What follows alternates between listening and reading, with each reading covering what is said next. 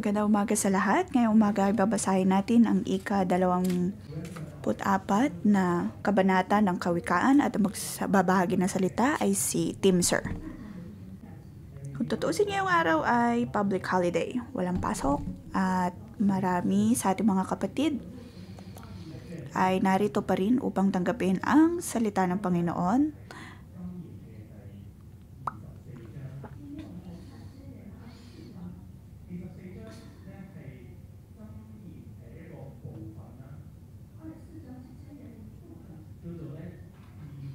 Ang kabanatang ito ay nasa libro ng Kawikaan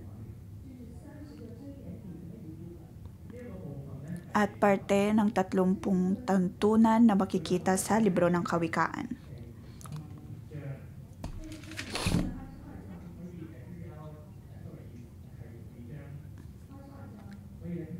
Ang mga tuntuning ito ay nagsisimula sa chapter 22 ng Kawikaan.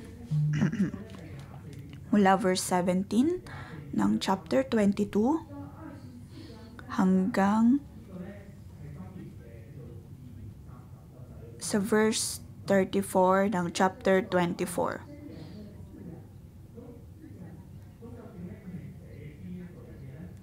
Sa kabuuan ay mayroong 30 tuntunin. Para kanino nga ba ang mga tuntunin o kawikaang ito? Sa chapter 22, verse 22 and 20 to 21.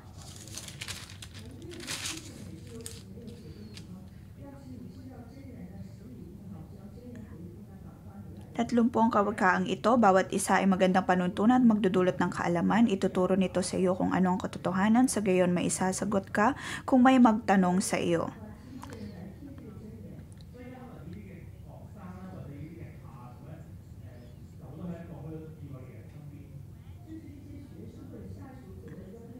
May mga estudyante na pumunta sa isang napakatalinong tao upang humingi ng dunong sa kanya, at ang matalinong taong ito ay walang iba kundi si Solomon, o kaya ay maaari ding mula sa lipin ni Solomon.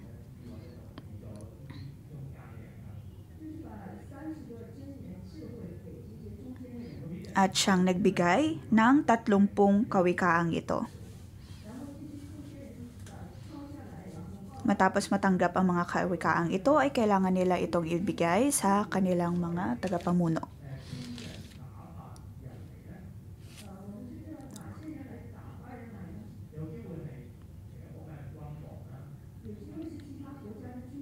Maaaring ang mga nagpadala ng mga taong ito upang humingi ng dudong ay mga hari din o kaya ay mga tagapamuno din mula sa ibang lugar. At nangangailangan sila ng dagdag kaalaman o kaya ay kawikaan kung paano nga ba mamuno ng tama. O kaya ay maaaring mga magulang din na nais nilang magbahagi ng dunong sa kanilang mga anak.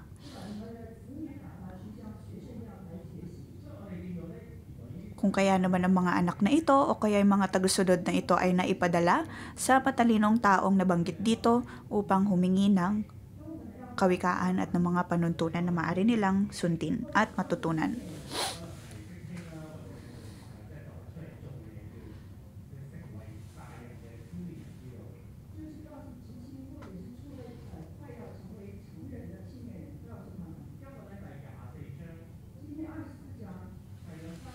Sa chapter 24 na siyang babasahin natin ngayong umaga. Ito ang ika-20 at hanggang ika-30 kawikaan sa seksyong ito. Ang pamagat natin para sa ngayong umaga ay huwag mainggit sa mga masasama, bagkus ay mabuhay ng may katarungan.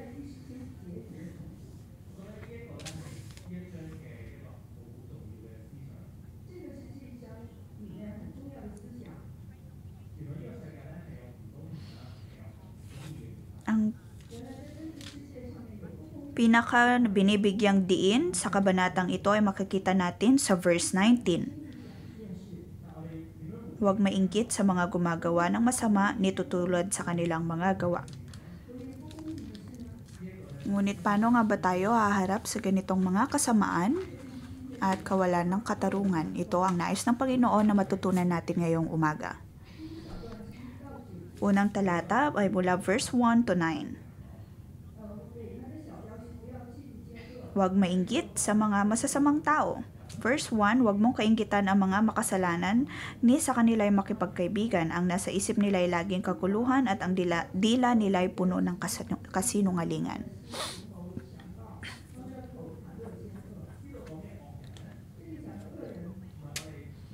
Ang mga makasalanang tao o masasamang tao dito ay hindi ang mga uri ng masasamang tao na nakikita natin sa mga pahayagan. Maaaring mga mamamatay tao o kaya mga taong gumagawa lamang ng masama ayon sa mundo.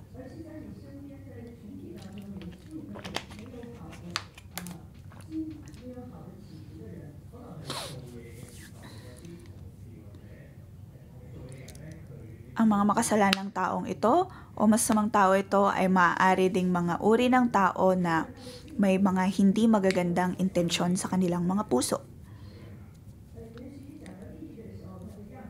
Maaring mga taong nasa paligid mo lamang o kaya mga katrabaho mo. Ito ay mga uri ng masamang tao na maaari mong maharap sa araw-araw na buhay.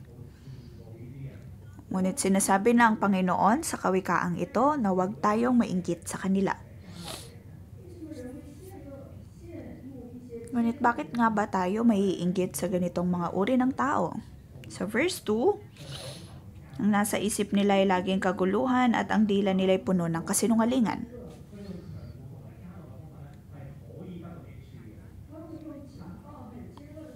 Sa paggawa ng kaguluhan at pagpapakalat ng kasinungalingan ay nagkakaroon sila ng mga benepisyo mula dito. Dahil sa kanilang mga taktika at estratehiya na hindi maganda ay maaaring nakakatanggap sila ng mga benepisyo mula dito. Ngunit sinasabi ng Panginoon na huwag tayong mainggit o kaya maging tulad ng ganitong mga tao. Huwag sundin ang kanilang gawain o kaya ay makisama sa kanila. Huwag nating isipin na napakaganda ng kanilang ginagawa o kaya ay mas nakakapagbigay benepisyo ang kanilang ginagawa.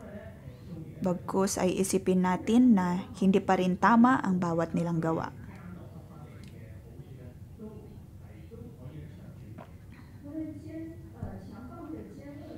Ang mga benepisyong nakukuha mula sa pagsisimula ng kaguluhan at kasinungalingan ay hindi magtatagal, kung kaya naman hindi dapat natin sila kainggitan. Sunod ay sa verse 3 and 4. Sa pamamagitan ng karunungan na itatayo ang isang bahay at ito'y naitatatag dahil sa kaunawaan.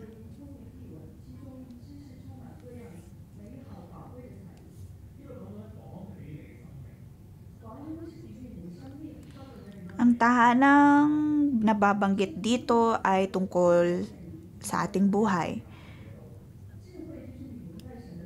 Ang karunungan ay ang pag-alam ng kalooban ng Diyos at ang pagsunod sa Kanya ng may banal na takot. Sa ating pagsunod sa Kanya, ang ating tahanan ay maitatag at magiging matibay.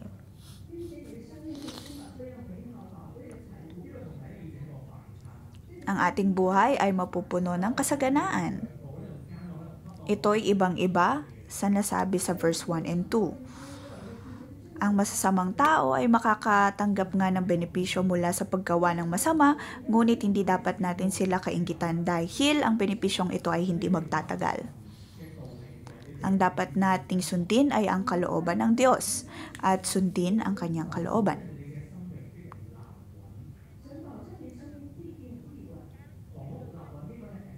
Sa ating pagsunod sa Kanya at pagkakaroon ng banal na takot sa Kanya ay naroon ang garantiya na tayo'y maitatatag at magiging masagana.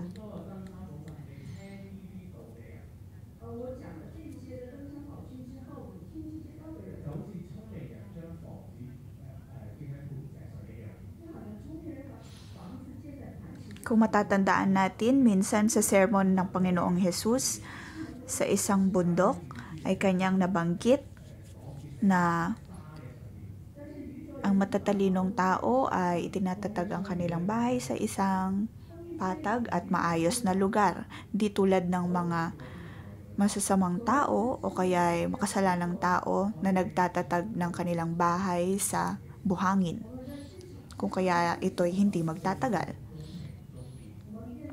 Sa kawikaang ito, may aaplika din natin ito sa ating buhay bilang mga manggagawa. Maaring nakakaranas tayo ng kawalan ng hustisya sa ating mga opisina, ngunit magpatuloy lamang tayo sa paggawa ng kung ano ang tama at makatarungan sa harap ng Diyos. Verse 5, 6, and 7.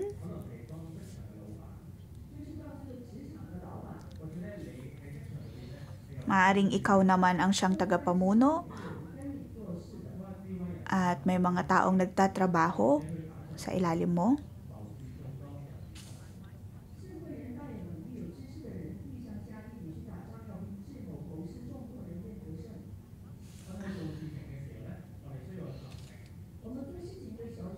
Kailangan natin ng kalakasan sa ating pagtatrabaho. Kailangan natin ng kaalaman at karunungan. So verse 6, ang digma ay may pagtatagumpay dahil sa mahusay na pagpaplano sapagkat ang tagumpay ay bunga ng mabuting payo. Kailangan nating magkaroon ng karunungan at ng maayos na estratehiya.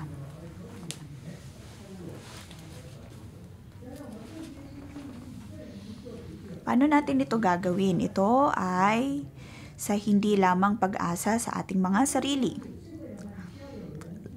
Kung tayo ay tunay na matalino, lagi tayong hihingi ng tulong o kaya payo mula sa iba.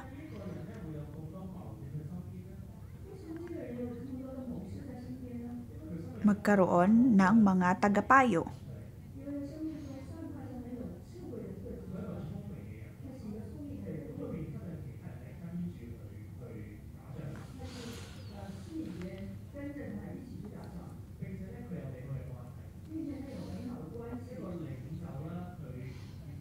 Ang pagkakaroon ng mga tagapayo ay nagpapakita lamang na tayo'y mayroong maayos na relasyon sa iba.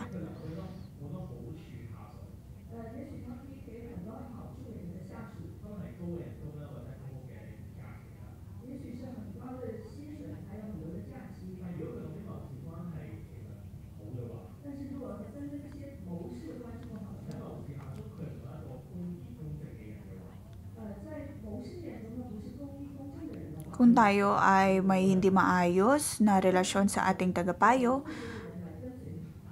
paniguradong wala ding susunod. Ang isang matalinong tao ay laging mayroong mga tagasunod.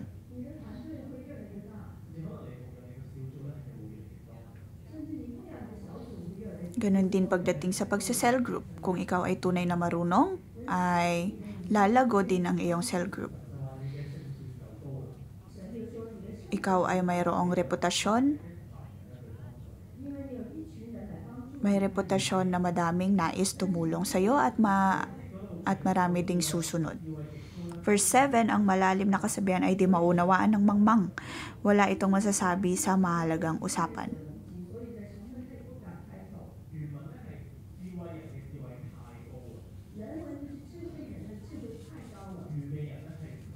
Ang karunungan ay hindi mauunawaan ng mangmang.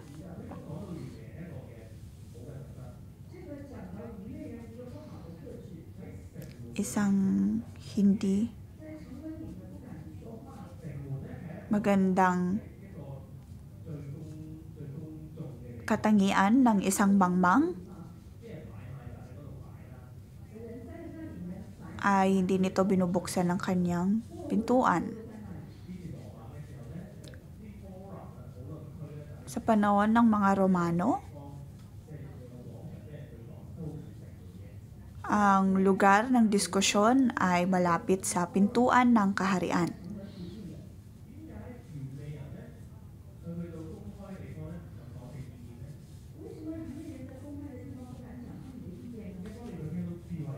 Ngunit ang isang mangmang ay hindi magbubukas ng kanyang bunganga pagdating sa lugar na ito. At laging naroon ang pag-iisip na siya ay isang mangmang lamang.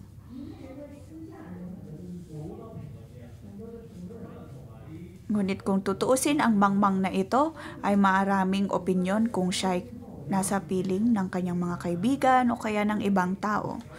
O kaya ay ng mga taong mas malalim, mas bata o kaya ay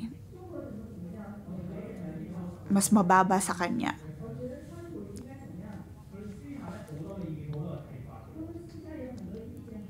Ang mga mangmang na ito ay maraming opinyon pagdating sa isang pribadong paraan. Ngunit hindi magsasalita kung nasa publiko.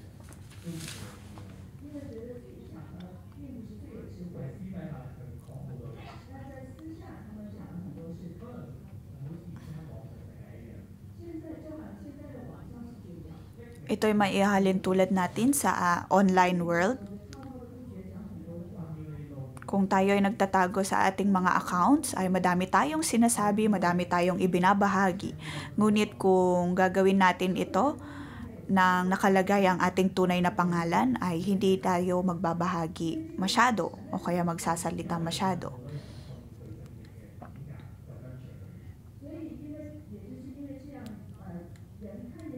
Ngunit ang isang tunay na matalinong tao ay naroon ang kanyang lakas ng loob na magsalita dahil alam niyang tama ang kanyang sinasabi at makatarungan ang kanyang sinasabi.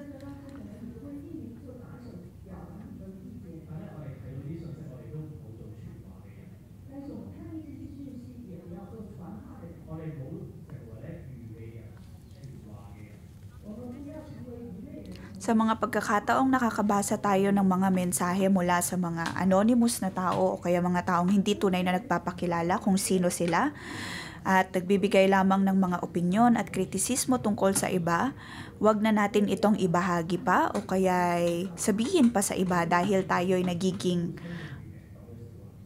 paraan lamang upang maipakalat pa ang mga salita ng mga mangmang na ito. Tayo man din ay nagiging mangmang kung gagawin natin ito. Ang tunay na matalino, ang tunay na may karunungan ay nagbabahagi ng kung ano ang tama at makatarungan.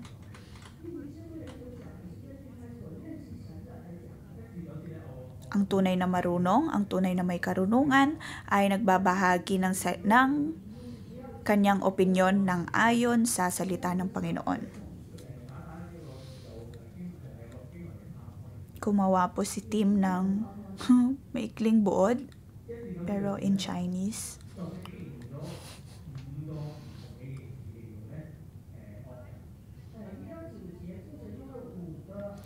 Mababasa natin verse 1 to 9 ang iba't ibang description tungkol sa masasama.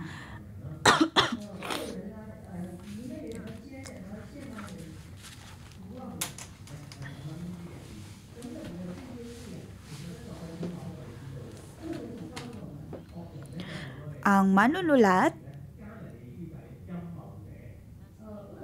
ay ipinapaliwanag na ang isang masamang tao ay laging mayroong masamang intensyon at laging nagsisimula ng kaguluhan. Dapat tayong lumayo sa ganitong mga uri ng tao at huwag mainggit sa mga tulad nila. Ngunit maaari ding wala man sa intensyon natin ay nagiging masama din tayo sa paningin ng iba. Tayo ba ay nagkakaroon din ng masamang intensyon kaya gumagawa ng mga bagay ng pasikreto.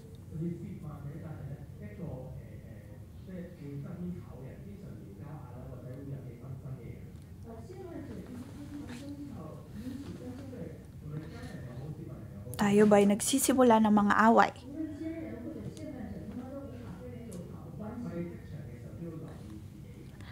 Ang mga masasamang tao at makasalanan ay laging may hindi magandang relasyon sa ibang tao. Kung kaya naman dapat tayong maging maingat. Kung tayo man din ay masama sa paningin ng iba at kung tayo ba ay mayroon hindi magandang relasyon sa iba. Verse 1 to 12. Verse 12.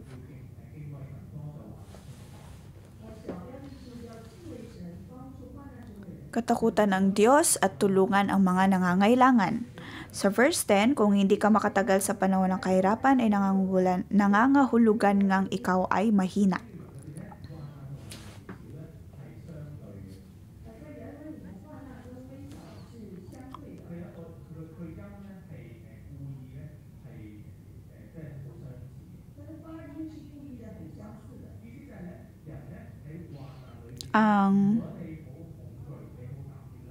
Sa orihinal na konteksto, ang panahon ng kahirapan at ang pagiging mahina ay magkatunog.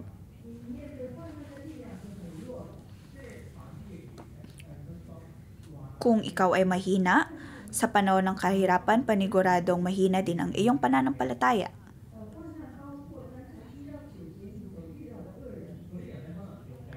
Ang panahon ng kahirapan na ito ay kasama pa rin dito ang pagharap sa mga masamang tao na nabanggit sa mga naunang verses.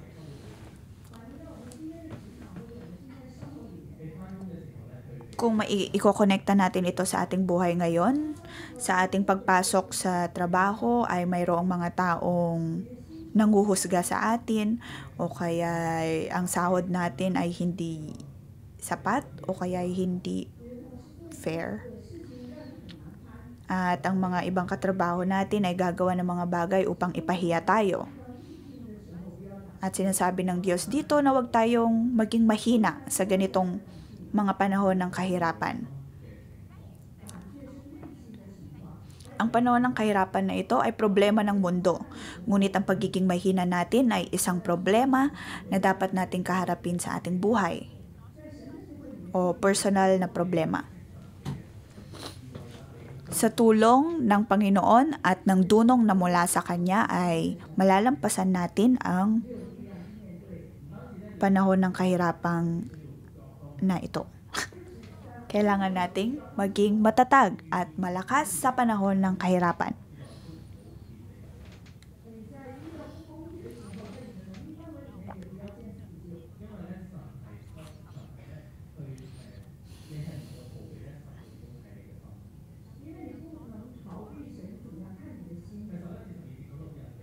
Sa verse 11 to 12,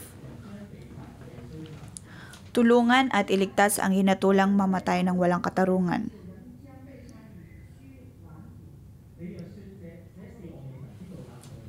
Kapag sinabi mong wala akong pakialam sa taong yun, ito hindi maikakaila sa Diyos na nakakaalam ng laman ng iyong puso. Alam ito ng Diyos na nakatungay sa iyo pagbabayarin niya ang taong ayon sa ginawa nito.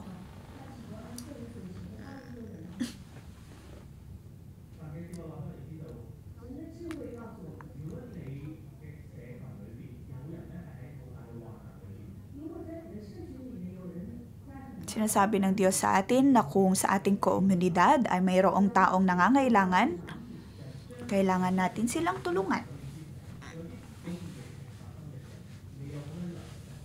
Kailangan nating pigilan ang mga bagay na hindi makatarungan. Dahil tinitignan ng Diyos ang ating mga puso.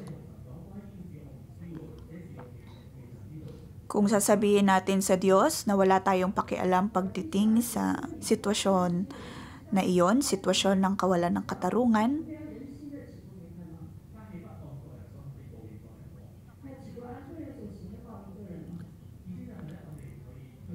At hindi tayo titindig pagdating sa mga kawalan ng katarungan na ito. Hindi ito nakakalugod sa Diyos.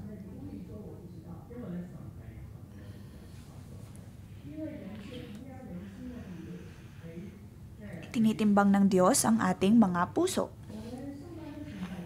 Kung tayo ay nasa marketplace, maaaring may mga katrabaho tayo na nakakaharap ng kawalan ng katarungan. Kung tayo man ay mayroon namang impluwensya, sinasabi ng Diyos na dapat natin gamitin ang otoridad na mayroon tayo upang matigil ang kawalan ng katarungan sa loob ng ating opisina. Nung ako'y nagtatrabaho pa, mayroon akong katrabaho na gumagawa ng hindi makatarungan sa kanyang silid-aralan.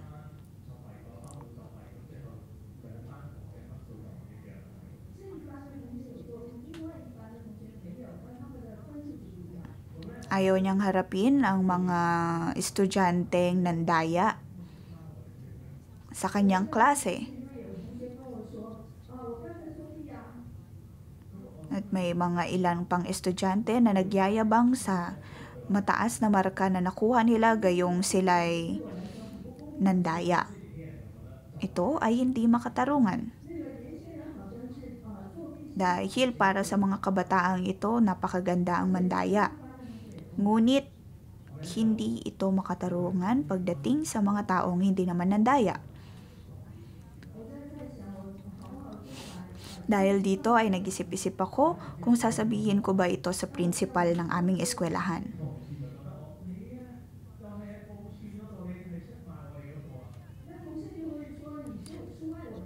Kung sasabihin ko ito sa aming principal, maaari akong makatanggap ng kritisismo na ako'y nagtaksil.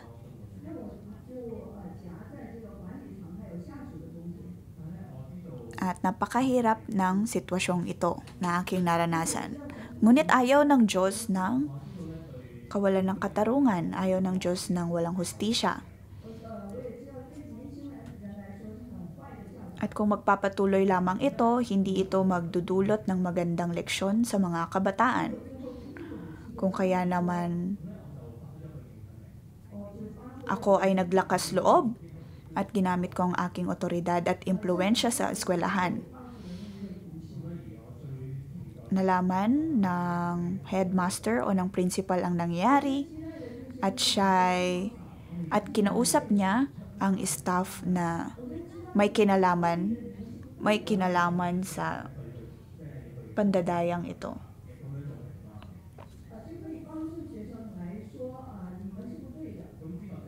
Mula doon ay nadisiplina ang mga estudyanteng nandaya.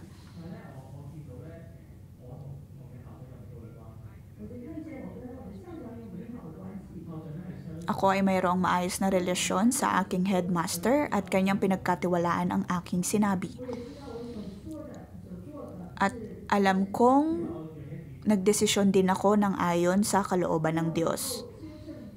Aking itinama ang isang bagay na hindi makatarungan. Kailangan nating siguraduhin na ang karunungang mayroon tayo ay ayon sa kalooban ng Diyos. Lahat tayo ay mayroong impluwensya at may otoridad sa tahanan man yan o sa ating mga pinagtatrabahuan. Kung alam natin ang dunong na mula sa Diyos, kailangan nating laging pumanig sa Panginoon upang ang kanyang uri ng hustisya ang higit na maghari. Pang-apat na talata ay verse 18 hanggang 22.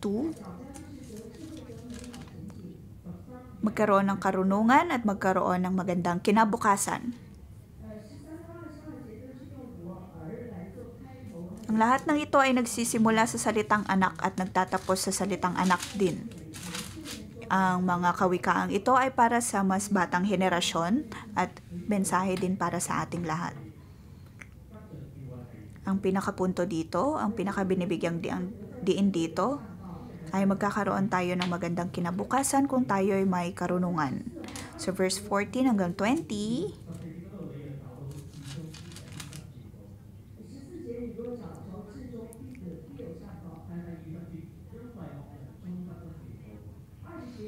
Ang karunungan naman ay mabuti sa kaluluwa, kaya hanapin mo ang kalaman at magkakaroon ka ng magandang kinabukasan.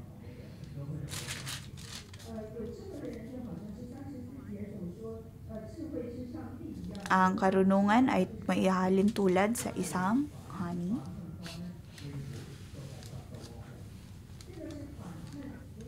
Ito ay ibang-iba pagdating sa masasama. Dahil sabi sa verse 20, ang masama ay walang kinabukasan, walang inaasahan sa hinaharap.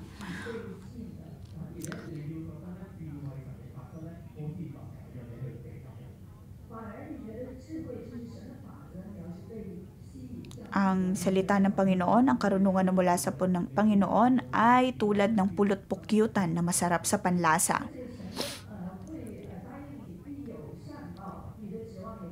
At kung mahanap natin ang karunungang ito, ay gaganda rin ang ating kinabukasan.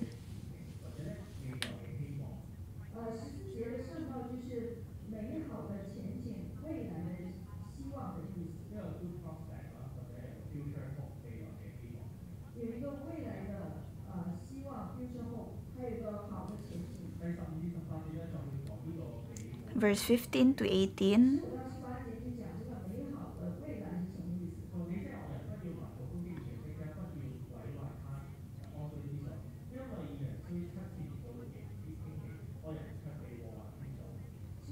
Ang tahanan ng matuwid ay huwag mong pag-isipang pagnakawan, igagawa ng dahas ang kanyang tinitirahan sapagkat siya ay makatayong muli mabuwal man ng 7 ulit. Ngunit ang masama ay dagling na babagsik sa panahon ng kahirapan.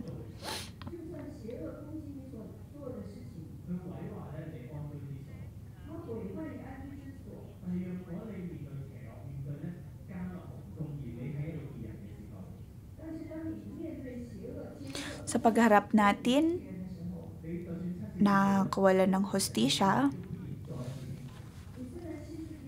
maaaring lumagapak tayo ng 7 beses, ngunit tayo ay makakatayong muli.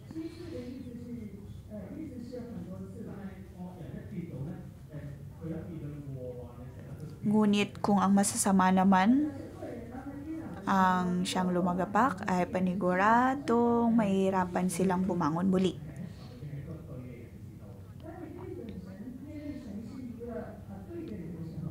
Kung ikaw ay isang tao na umaayon sa kalooban ng Diyos,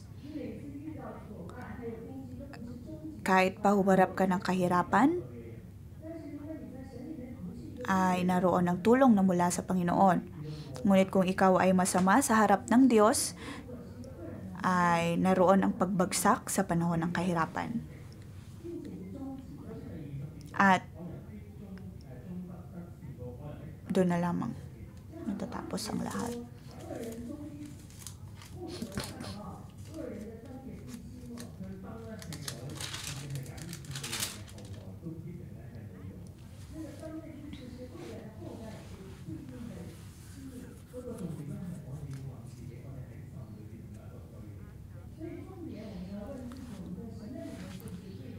Tanungin natin ang ating mga saliti at siyasatin ang ating mga puso kung tayo ba'y tamang tao sa harap ng Diyos.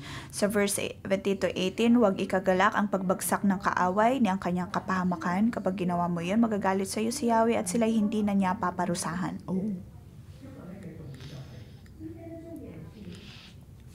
Ang pinakapunto ngayong umaga, kung tayo ay haharap sa mga masamang tao o sa kawalan ng hustisya, ay huwag po nating subukan na sirain pa sila.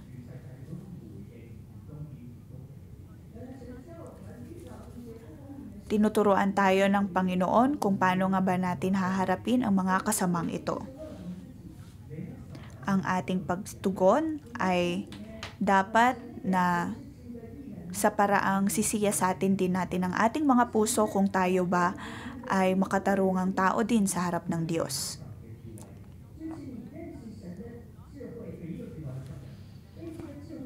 Kung alam din ba natin ang tunay na dunong na mula sa Panginoon? At kung handa pa tayong sundin ang karunungang ito. Hindi nang ayon sa ating pag-iisip o sa paraan na mayroon tayo, ngunit tayo ay tutugon sa kawalan ng katarungan ng ayon sa dunong na mula sa Panginoon. Maaaring humarap tayo ng pagbagsak o ng kahirapan, ngunit tayo ay ititindig ng Diyos. Ngunit kung lagi nating iniisip na hindi epektibo ang sinasabi ng Diyos at kaiinggitan natin ang mga mga masasama, tayo man din ay magiging masama rin at magiging mangmang. Ang huling teksto ay mula verse 23 hanggang 34.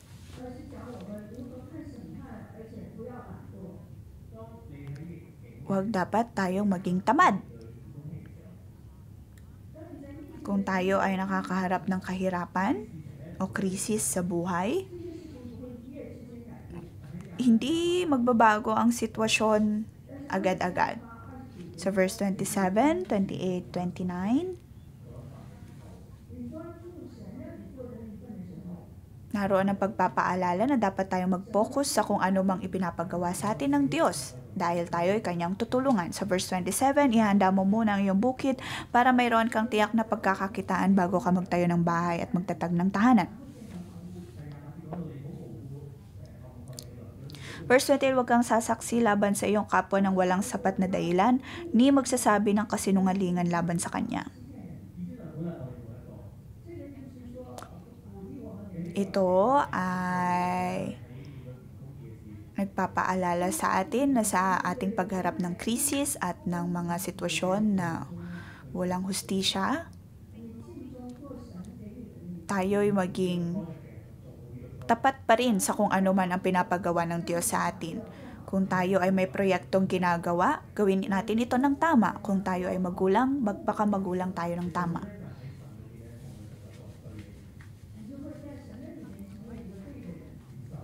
Sa paggawa natin ito ay magiging maayos at tamang tao din tayo sa harap ng Diyos.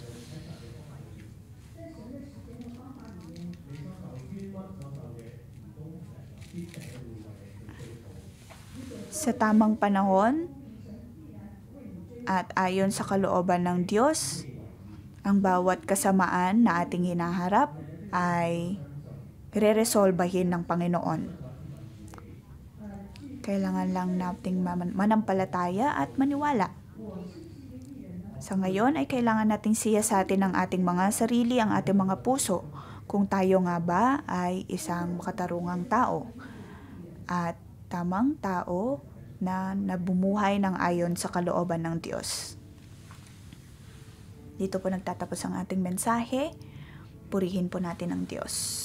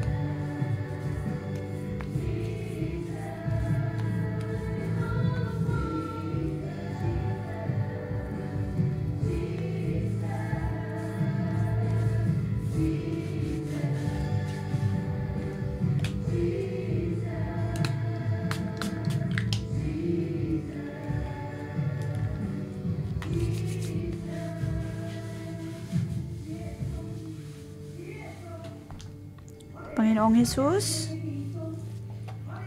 ngayong umaga kami ay nasa iyong tahanan at sanktuaryo. Itinataas namin ang iyong pangalan. Ikaw ang Diyos ng mga Diyos at Hari ng mga Hari. Ikaw ang sentro ng aming mga buhay. Ikaw ang sentro ng aming mga pamilya, ng aming mga pinagtatrabahuan. Ikaw ang Diyos na banal at ikaw ang Diyos na siyang naghahari sa lahat. Mga kapatid, ating palakpakan ng ating Diyos. Siya ay ang ating Diyos na siyang naghahari sa lahat. Hallelujah.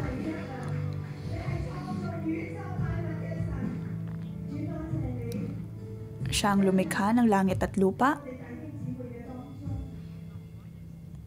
Sa ating mga kapatid ngayon,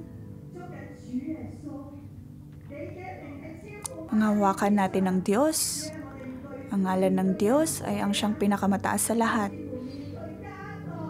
Huwag dapat tayong matakot o magambala sa pagharap ng kahirapan sa buhay.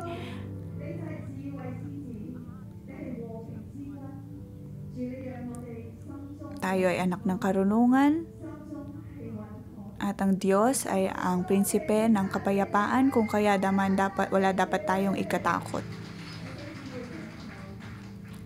Maaari po tayong umupo muna.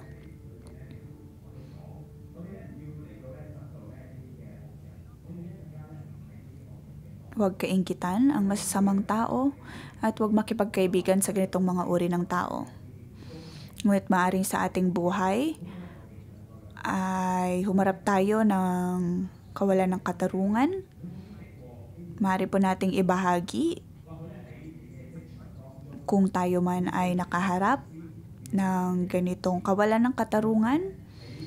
Maaaring sa trabaho po natin, sa mga boss, sa kapitbahay, sa tahanan, maaari po natin itong ibahagi. By pair.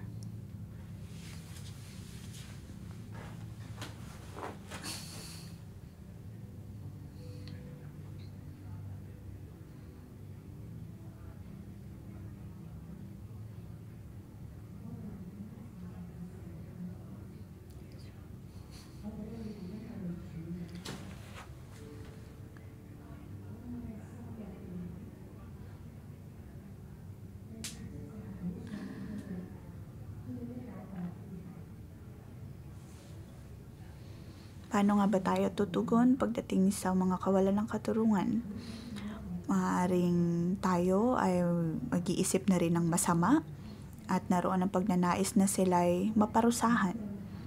O kaya ay maaari ding tayo ay mananahimik na lamang dahil sa takot, dahil sa kahihiyan.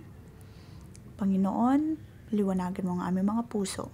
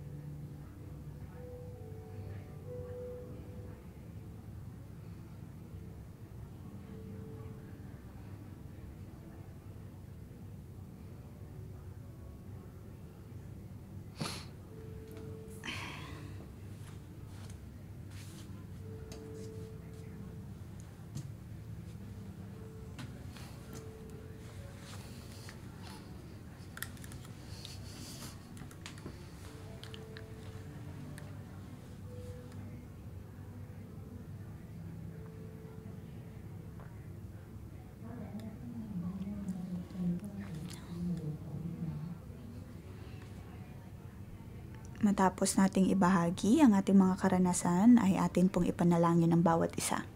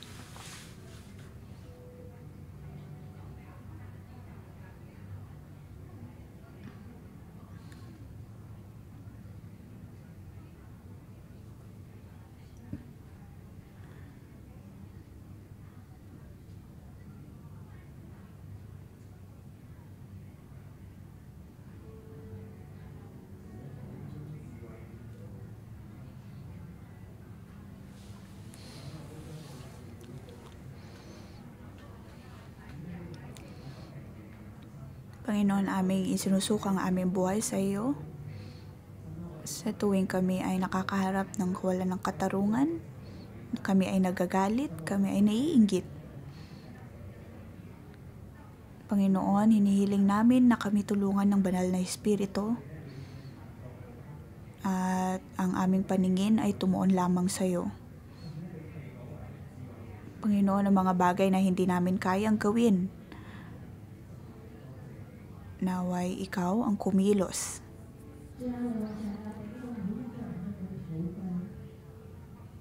Panginoon, aking ipinapanalangin ang bawat isa sa lugar na ito. Aking iniimbitahan ang bawat isa na ilagay ang iyong kamay sa iyong puso at siyasatin natin ang ating mga puso. Tayo ay dudulog sa harap ng Diyos. Siyasatin ang ating mga puso. Sa kawikaan na ating nabasa,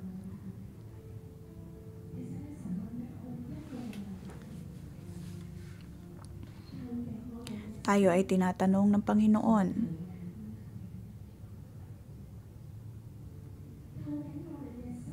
kung ano ba ang nais ng ating mga puso.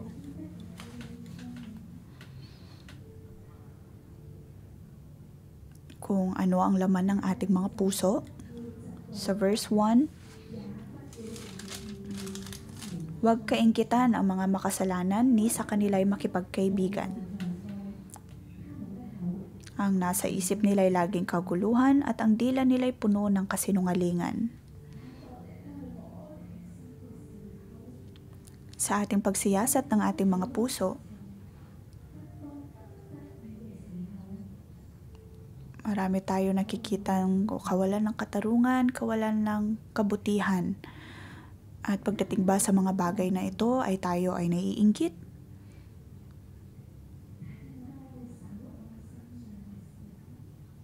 Sa ating paglagay ng ating kamay sa ating mga puso, tayo ay dumulog sa Diyos.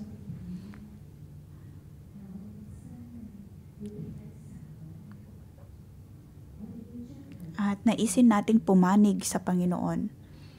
Gawin natin kung ano ang tama, kung ano ang makatarungan, at kung ano ang nararapat. Sapin natin ang ating kaluluwa kung ano ang nais natin. Sa aking pananalangin, nakikita ko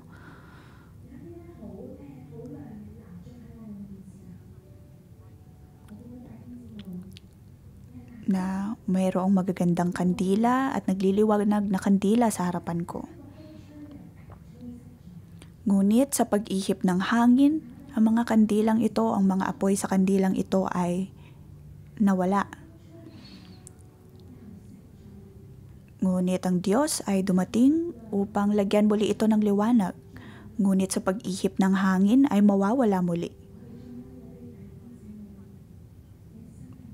Ang ilaw nito ay patay-sindi. Mga kapatid, ang buhay natin ay katulad ng mga kandilang ito.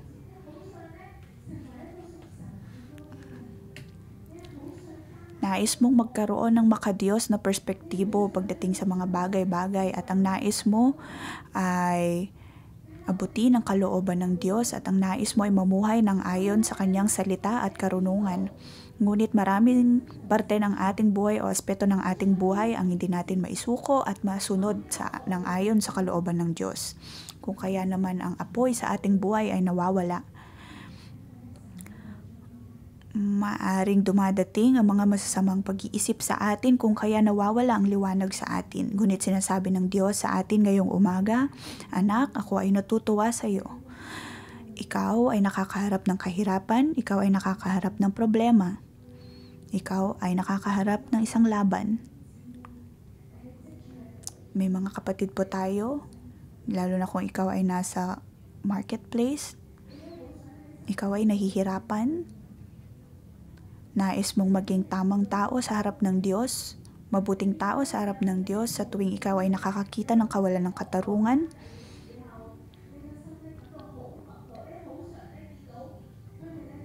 Tuwing nakikita mo ang iyong mga katrabaho na lumalago gayong sila ay hindi tama at hindi maayos, ay naroon ang iyong kagustuhan na sila ay maparusahan.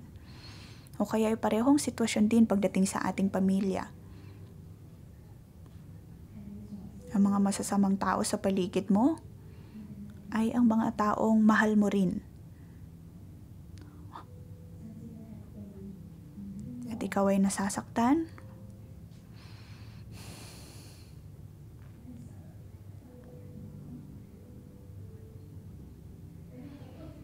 Madalas mong iniisip na walang patas at hindi patas ang mundo. Lagi mong sinasabi, Panginoon, napakahirap dahil hindi pantay, hindi patas at walang katarungan. Bakit hindi ako nakikita ng ibang tao? Hindi nakikita ng ibang tao ang kawalan ng katarungan sa paligid ko.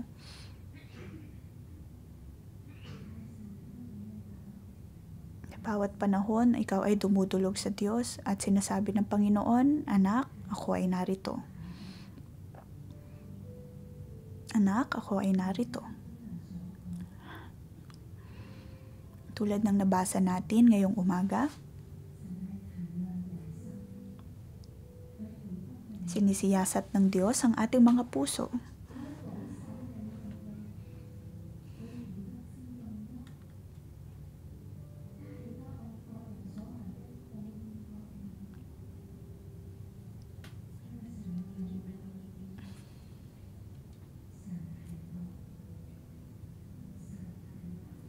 Ang Diyos ay nasa kaligitnaan natin.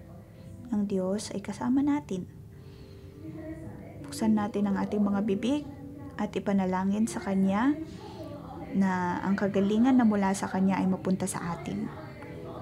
Hindi dahil sa ating kalakasan at katatagan, tayo ay tumindig at manalangin sa Panginoon.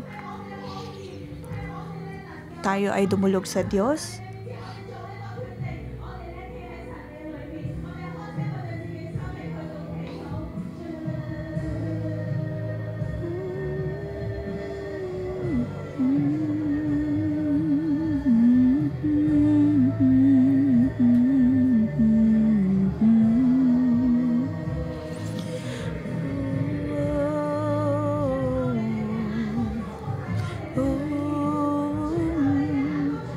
Panginoon, naway punuin mo kami ng perspektibo at ng dunong na mula sa iyo. Panginoon, ikaw ang siyang nais namin. Ang nais namin ay ang iyong panuntunan at karunungan sa aming buhay. Panginoon, kung nasan ka man, naroon din ang aming puso. Tulungan mo kami, O Diyos, na malayo sa bawat masasamang pag-iisip. Kailangan ka namin, O Diyos.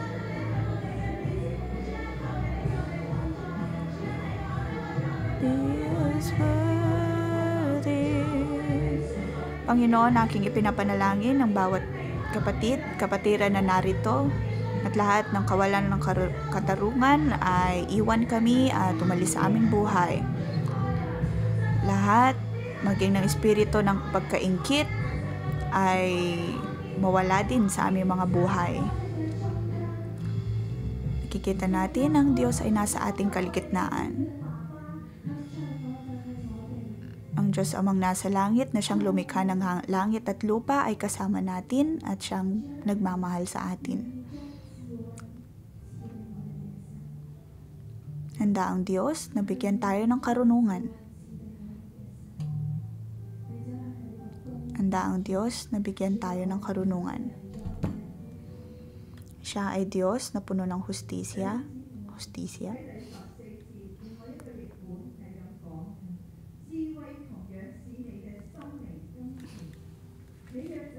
Verse 14, ang karunungan naman ay mabuti sa kaluluwa, kaya hanapin mo ang kaalaman at magkakaroon ka ng magandang kinabukasan. Kahit ano pa mang kahirapan na ating nahaharap,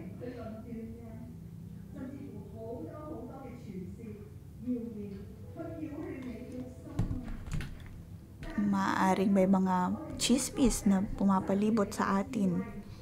Ngunit ngayon tayo ay panghahawakan natin ang karunungan na mula sa Panginoon.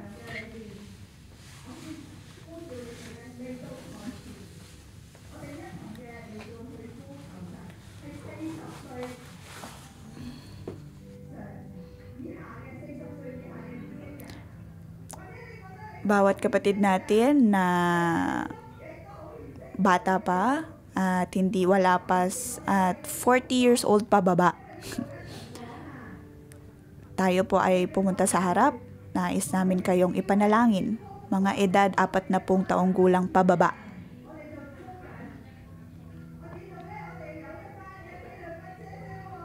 Mga tita na under 40. Yay!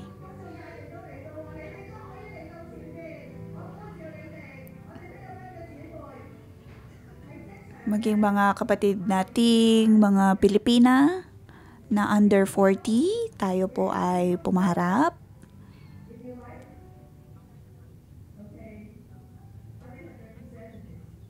Okay. Hindi lamang po representative pero lahat po ng under 40. Lahat naman po ng nakaupo ay ating ipanalangin ng mga taong ito. Naway kanilang ipanalangin na sila magkaroon ng maayos na relasyon sa mga taong nakapaligid sa kanila.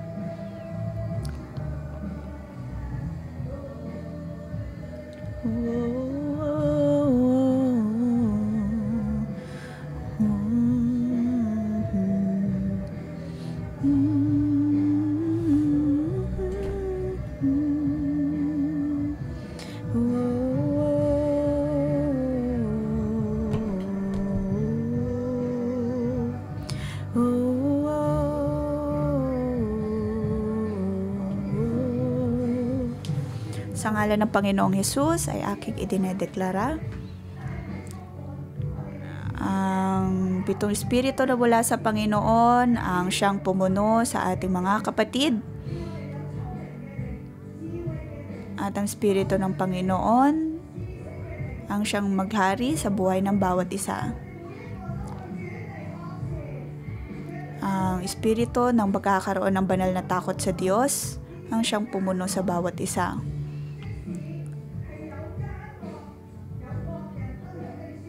Naway sila'y mamuhay ng ayon sa katarungan at karunungan ng Diyos at mawaksi ang bawat masasamang isip.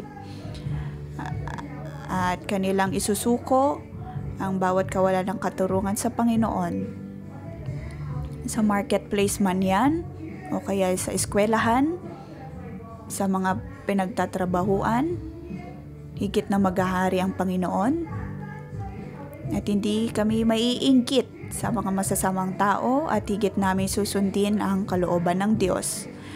Panginoon, naway iyong pagpalain ng bawat isa.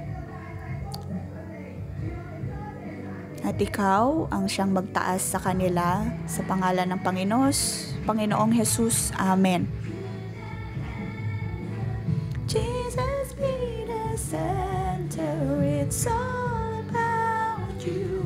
Yes, it's all about you. Whoa, whoa.